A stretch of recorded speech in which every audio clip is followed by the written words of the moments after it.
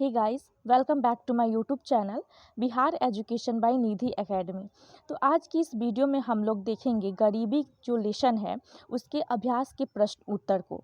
ठीक है, इसके पहले वाले वीडियो में हम लोगों ने इसके लेक्चर्स को देखा था। लेक्चर्स को हम लोगों ने फुल डिटेल में पढ़ा है।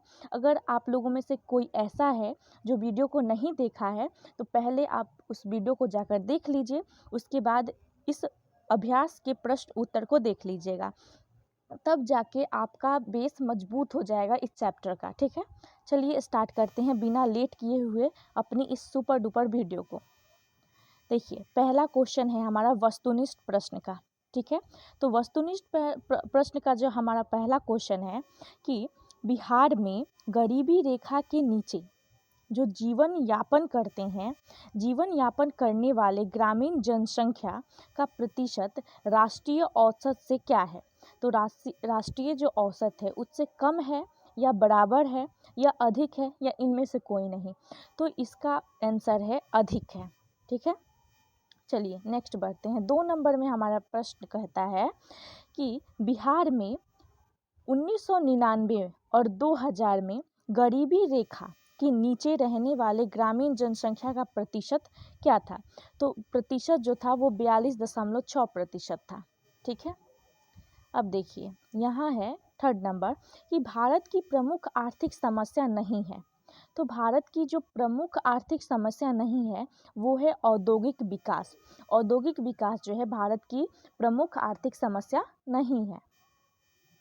फोर्थ नंबर हमारा क्वेश्चन कहता है कि गरीबी में बिहार राज्य का भारत के राज्यों में कौन सा स्थान है। तो दूसरा स्थान है। ठीक है, देखो पहले नंबर पे कौन आता है तो उड़ीसा आता है भारत में गरीबी रेखा के नीचे। ठीक है, उसके बाद आता है हमारा बिहार। ठीक है, तो इसीलिए इसका आंसर हो जाएगा दूसरा। उसके बाद 5 नंबर क्वेश्चन देखिए, 2001 की जनगणना के अनुसार भारत के किन राज्यों में सबसे अधिक गरीबी जो है देखी गई थी, या फिर कहा जा सकता है कि 2001 की जब जनगणना हुई थी तो सबसे ज़्यादा गरीबी कहाँ देखी गई थी। तो वो है उड़ीसा।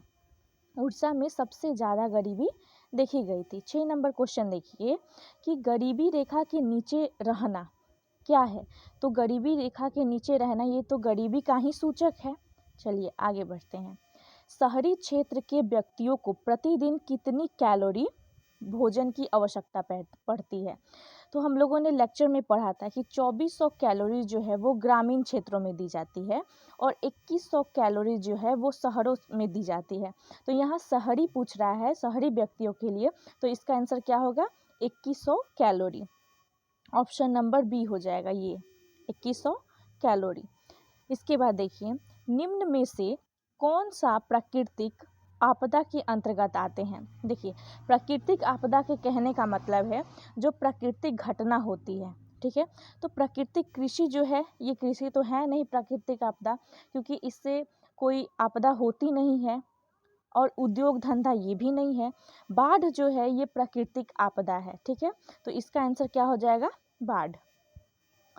9 नंबर क्वेश्चन देखिए, MPCE के द्वारा गरीबी रेखा का निर्धारण ग्रामीण क्षेत्रों में कितना रुपया प्रति माह किया गया। तो 328 रुपया जो है वो MPC के द्वारा जो है गरीबी रेखा का निर्धारण किया गया है। ठीक है, तो 328 रुपया ही है। चलिए आगे देखते हैं। 10 नंबर हमारा क्वेश्चन है कि SGSY योजना की शुरुआत कब हुई थी। तो SGSY की योजना की जो शुरुआत हुई थी वो 1999 में हुई थी। कब हुई थी 1999 में। चलिए इसके बाद हमारा सेकेंड नंबर क्वेश्चन है कि रिक्त स्थानों की पूर्ति करनी है। ठीक है, तो रिक्त स्थानों की पूर्ति में पहला क्वेश्चन बोल रहा है हमारा कि बिहार जो है आर्थिक दृष्टि से एक डैश डैश राज्य है। तो हम लोग जानते हैं कि जो बिहार राज्य है वो आर्थिक दृष्टि से यानी पैसा रुपया की दृष्टि से क्या है, एक पिछड़ा हुआ राज्य है। तो इसका आंसर हो जाएगा पिछड़ा राज्य। ठीक है, पिछड़ा हुआ राज्य है। सेकंड देखिए, योजना काल में गरीबी की जो रेखा से नीचे लोगों की प्रतिशत में डैश डैश हुई है। तो जो योजना काल में गरीबी रेखा के नीचे से लोगों जो हैं उनमें प्रतिशत की कमी हुई है। क्या हुई है? तो कमी हुई है उनमें। ठीक है, इसका आंसर हो जाएगा कमी। चलिए नेक्स्ट हमारा 3rd नंबर क्वेश्चन आता है कि भारत में शहरी गरीबों की तुलना में ग्रामीण जो गरीब होते हैं उनकी संख्या क्या है, अधिक होती है या कम होती है? तो भारत में जो शहरी गरीबों की तुलना में ग्रामीणों में सबसे ज़्यादा होती है, अधिक होती है। ठीक है, अधिक होती है ग्रामीण लोगों में गरीबी। ठीक है, तो इसका आंसर अधिक होगा। अगर आपको वीडियो अच्छा लग रहा है तो इसको लाइक, शेयर एंड सब्सक्राइब ज़रूर कीजिएगा। ठीक है, हमें भी इससे मोटिवेशन मिलता है और हम आपके लिए और अच्छा करते हैं। चलिए आगे हमारा है कि जो लोग गरीबी रेखा के ऊपर रहते हैं उन्हें क्या कहा जाता है? तो जो लोग गरीबी रेखा के ऊपर होते हैं उन्हें हम अमीर कहते हैं। क्या कहते हैं? अमीर कहते हैं। उसके बाद देखिए 5 नंबर, जब न्यूनतम जीवन यापन प्राप्त करने में असमर्था हो तो उसे क्या कहते हैं? जब न्यूनतम जीवन यापन प्राप्त करने में जो कमी होती है, असमर्थ हो जाते हैं लोग, तो उसको हम क्या बोलते हैं? गरीबी बोलते हैं। क्या बोलते हैं? गरीबी। चलिए 6 नंबर देखिए, MPCE के द्वारा जो गरीबी रेखा का निर्धारण किया गया है शहरी क्षेत्रों में कितना रुपया किया गया है? तो शहरी क्षेत्रों में 454 रुपया किया गया है। 454 रुपया। और ग्रामीण क्षेत्रों में कितना किया गया है? तो 328 रुपया। ठीक है, चलिए नेक्स्ट पढ़ते हैं 7 नंबर। 2007 के आर्थिक सर्वेक्षण के अनुसार भारत के ग्रामीण क्षेत्रों में डैश डैश करोड़ जनसंख्या क्या हुई है? तो गरीबी में है। तो कितनी करोड़ है? तो 17 करोड़ जो है वो गरीबी जनसंख्या जो है, 17 करोड़ की जनसंख्या जो है वो गरीब है। ठीक है, इसको एक सर्वेक्षण के अनुसार भारत जो ग्रामीण क्षेत्र है उसमें पता लगाया गया है। ठीक है, कितनी है? तो 17 करोड़। चलिए अब 3rd नंबर क्वेश्चन देखिए हमारा, इंटरेस्टिंग, ये हमको बहुत अच्छा लगता है। खट खट टिक, और जो गलत होगा और उस पर क्रॉस लगाते जाएंगे। चलिए पढ़ते हैं। पहला हमारा क्वेश्चन है कि राज्य की आधारभूत संरचना की कमी गरीबी का एक प्रमुख कारण है। तो ये जो है ये सही है, क्योंकि राज्य में आधारभूत जो संरचना होती है अगर उसमें कमी होती है तो ये गरीबी का एक प्रमुख कारण होता है। ये सही है। चलिए 2nd नंबर हमारा क्वेश्चन है कि गरीबी के निवारण, गरीबी जो होता है उसके निवारण के लिए कृषि आधारित उद्योग के विकास की आवश्यकता होती है। ये भी सही है, क्योंकि अगर गरीबी का हम लोग निवारण करना चाहेंगे तो उसके लिए उद्योग धंधों का विकास होना जरूरी है, तभी जा कर के गरीबी का निवारण कहने का अर्थ ये हो कि उससे मुक्ति, गरीबी से मुक्ति होना। ठीक है, चलिए अब देखिए 3rd नंबर क्वेश्चन हमारा क्या कहता है कि जनसंख्या में वृद्धि देश की एक प्रमुख आर्थिक समस्या नहीं है। तो ये गलत है, क्योंकि जनसंख्या में वृद्धि होता है तो ही तो हमारे देश में आर्थिक समस्याएं उत्पन्न होती हैं। चलिए 4th नंबर हमारा क्वेश्चन देखिए, केंद्रीय सांख्यिकी संगठन द्वारा गरीबी रेखा की परिभाषा दी गई है। तो ये तो हमारा सही है, क्योंकि केंद्रीय जो सांख्यिकी संगठन है उसी ने ही गरीबी रेखा की परिभाषा को स्पष्ट किया है।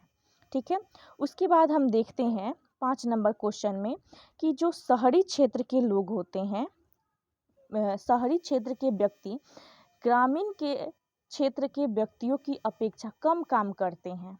तो ये तो सही है, ये सही है, क्योंकि जो शहर के लोग होते हैं, ऐसा नहीं सॉरी ये गलत है, क्योंकि दोनों ही बराबर काम करते हैं। अगर शहर में भी देखा जाए तो वो लोग भी काम करते हैं, वहाँ के भी व्यक्ति। बस थोड़ा सा डिफरेंस यहाँ पे ये समझ जाइए कि जो शहर के लोग होते हैं वो माइंड से ज़्यादा काम करते हैं, और ग्रामीण क्षेत्र के लोग जो होते हैं वो शरीर से ज़्यादा काम करते हैं। तो इसीलिए इस आधार पे एक डिफरेंस हम निकाल सकते हैं, लेकिन दोनों में ये नहीं कह सकते हैं कि दोनों मतलब कम काम करते हैं। तो ये दोनों सही है। ठीक है, चलिए आगे बढ़ते हैं हम। 6ठा नंबर क्वेश्चन है हमारा कि ग्रामीण क्षेत्र के लोगों के लिए जो है प्रतिदिन 2400 कैलोरी भोजन की आवश्यकता होती है।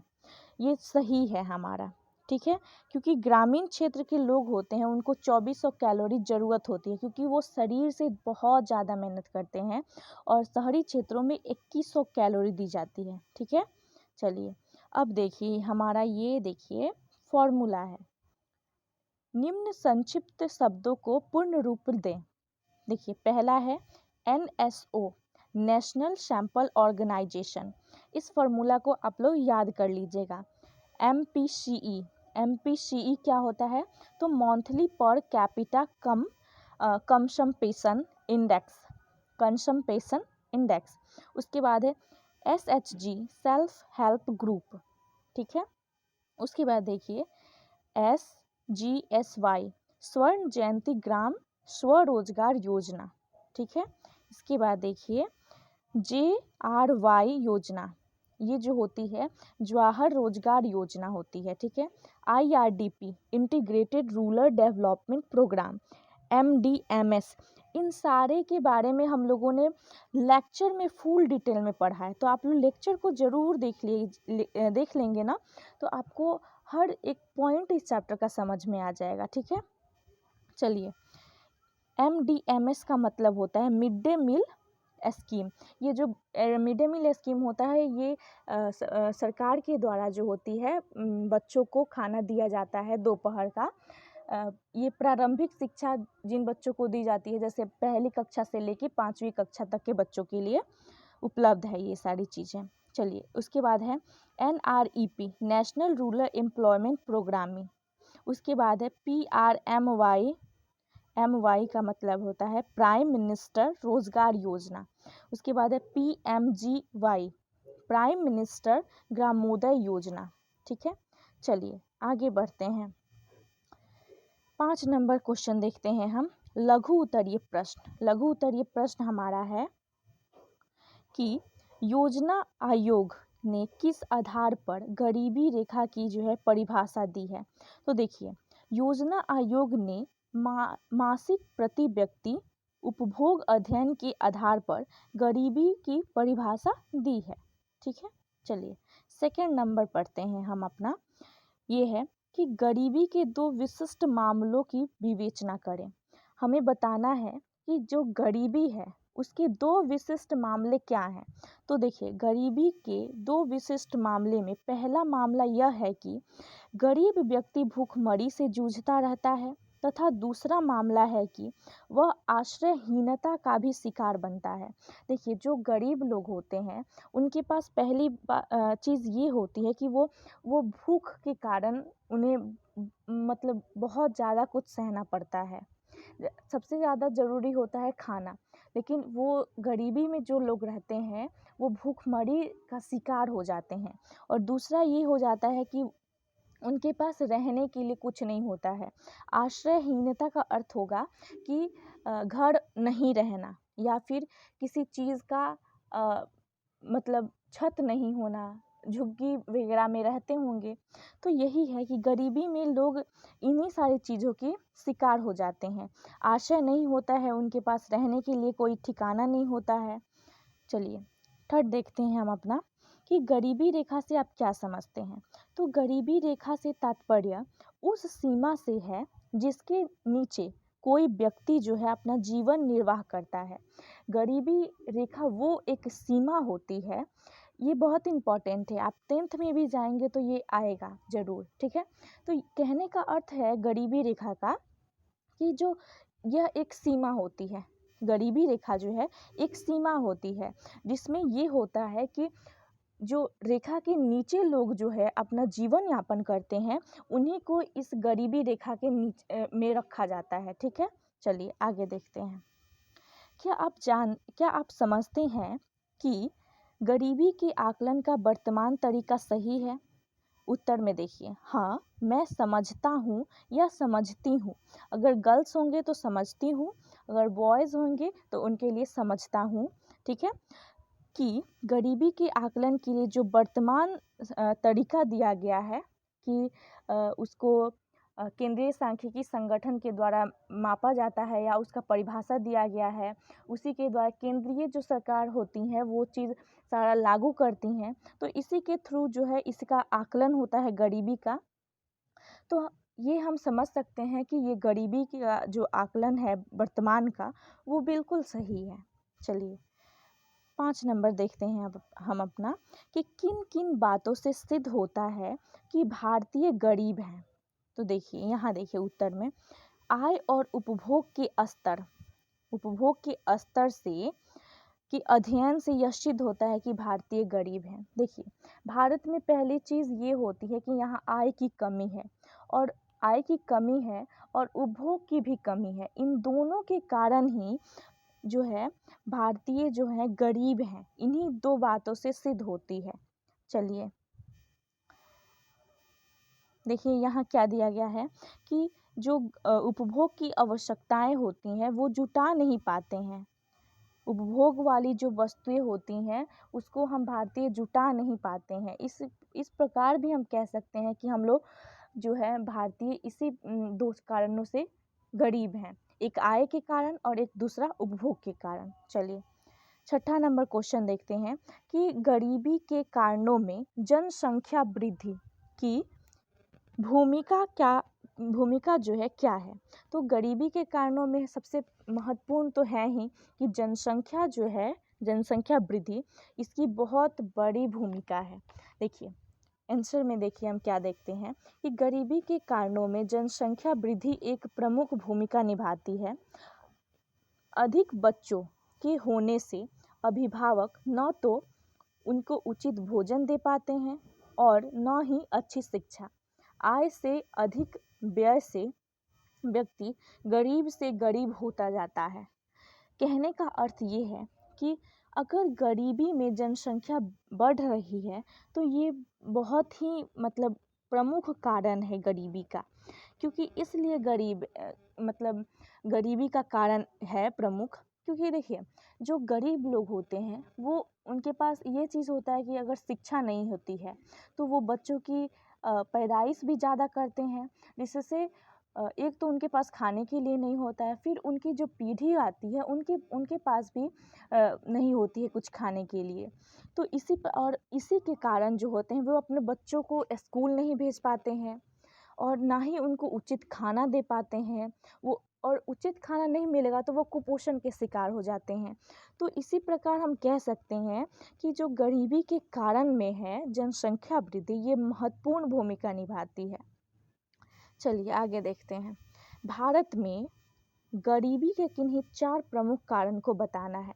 तो देखिए पहला है बेरोजगारी, दूसरा है आय की कमी, और तीसरा है कि जनसंख्या में वृद्धि, उसके बाद है कृषि का पिछड़ापन।